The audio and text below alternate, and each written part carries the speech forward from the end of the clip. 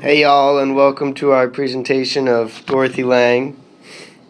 Our thesis statement was, although many individuals face the hardships of daily life during the Great Depression, Dorothea Lange photographed realities for the world to see.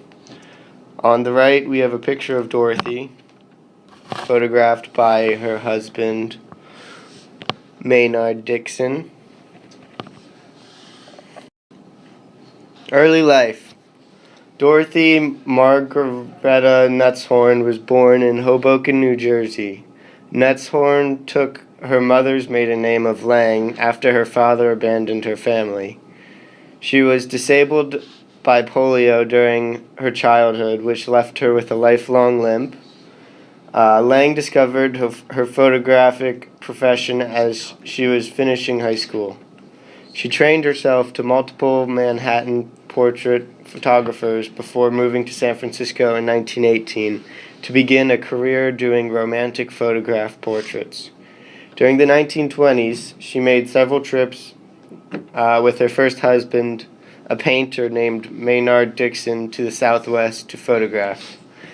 On the right, you see a picture of her and her husband on their trip out west, and she was born on May 26, 1895.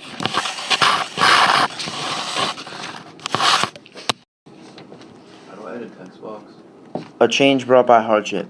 Dorothy Lange's life changed once again in 1932 when at the studio where she worked making portraits, she gazed out in the alley below and witnessed daily scenes of misery and poverty. A quote from Dorothy: "The discrepancy between what I was working on and printing my frames and what was going on in the street was more than I could assimilate. I knew that if my interest in people was valid, I would not only be doing what was going on in those printing frames."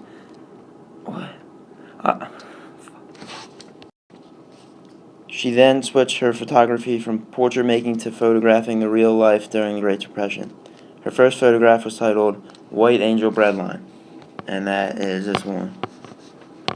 She continued to photograph scenes of men on state of relief, of street demonstrations of the San Francisco waterfront strike of 1934, which is this one. The same year, in collaboration with Paul Taylor, a professor of the labor economics and the field director of California's Federal Emergency Relief Agency, FERA, Rural Rehabilitation Division, who became her second husband. Lange made a study of the difficulties faced by the Dust Bowl migrants in California. Her photographs, while not referred to in the text, powerfully documented the misery of the workers. These photos were used in her well-received book, American Exodus. Farm Service Administration. Lange was invited to shoot stills for a project on the creation of the Dust Bowl, titled "The Plow That Broke the Plains" in 1936. Lange was asked to join this newly formed Farm Service Administration Photographic Division. Their task was to document not only the activities of the FSA, but American rural life in general.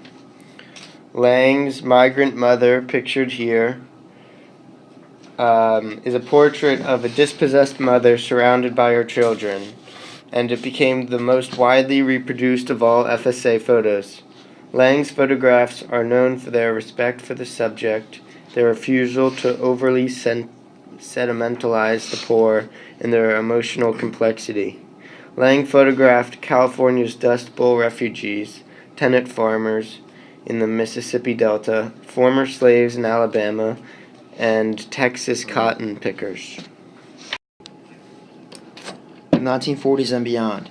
Lange was granted a prestigious Guggenheim Fellowship in 1941, which allowed her to create a series of photographs documenting life among three contrasting cooperative religious communities: the Mormons in Utah, the Armana Society in Iowa, and the Hutterites in South Dakota.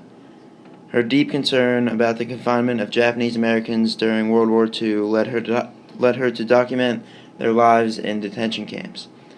Work that ended up in a 1972 book and traveling exhibit called Executive Order 9066. From this project, Lange went on to work for the Office of War Information, creating photo stories about minority groups on the West Coast. Health problems interrupted her career in 1947. The work she did after this period was slightly less focused on specific social issues. She remained active until her death in 1965.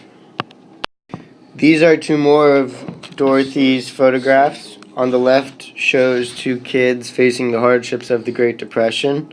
On the right is a photo in the Midwest during the Dust Bowl. In conclusion, Dorothea Lange publicized the hardships of life and the impacts of it for the world to see. The end, everyone.